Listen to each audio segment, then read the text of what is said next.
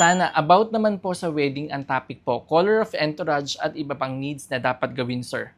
Wedding is the one of the most important events sa buhay ng dalawang magpartner. Kaya naman, dapat talaga ito ay pinaghahandaan.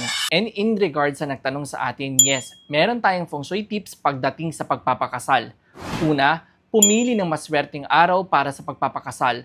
One of the things that you need to consider ay ang auspicious date sa inyong kasal. This will mark if magiging maayos ba ang inyong buhay kasal. Consult your feng shui master para dito. Pangalawa, pumili ng maayos na wedding venue, be it sa simbahan, nature wedding, or iba pa, dahil makakatulong ito to set the mood.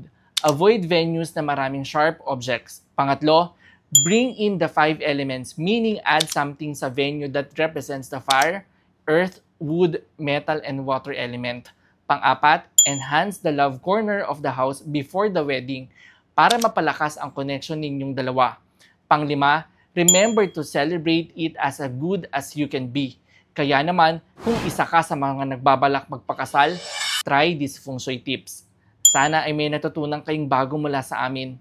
Master Michael here, simplifying feng shui for everyone.